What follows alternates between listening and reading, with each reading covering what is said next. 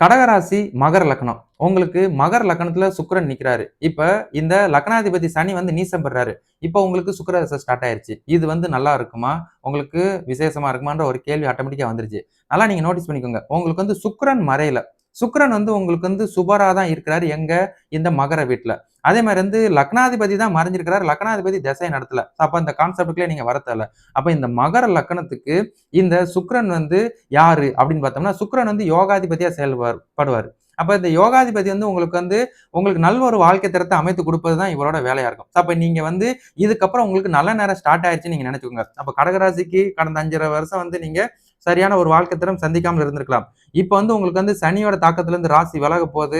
அதுபோக வந்து உங்களுக்கு வந்து சுக்கிரன் யோகாதிபதி திசைய ஸ்டார்ட் பண்றாரு. இதுக்கப்புறம் நல்ல ஒரு வாழ்க்கை தரம் உங்களுக்கு இருக்கும். அது வந்து நீங்க உங்களோட வேலைய பொறுத்து, உங்களோட உழைப்ப பொறுத்து நீங்க மேல ஏறி வரப்போறீங்க. நல்ல ஒரு குடும்பம், நல்ல ஒரு வாழ்க்கை தரம், பினான்சியலா நல்ல ஒரு கேரியர இம்ப்ரூவ்மென்ட் பண்ணுவதற்குரிய வாய்ப்புகள் உங்களோட ஜாதகத்துல இருக்குது. அதனால நீங்க வந்து நீசம் பெற்ற சனிய நீங்க ஃபோக்கஸ் பண்ணவே தேவையில்ல. உங்களுக்கு வந்து இவர் யோகாதிபதியா இவர் செயல்படுவாரு.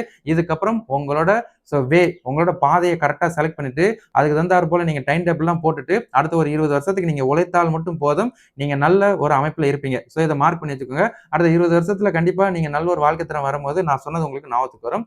நல்ல நேரம் ஸ்டார்ட் ஆயிருச்சு. மிஸ் பண்ணிறாதீங்க. சரிங்களா?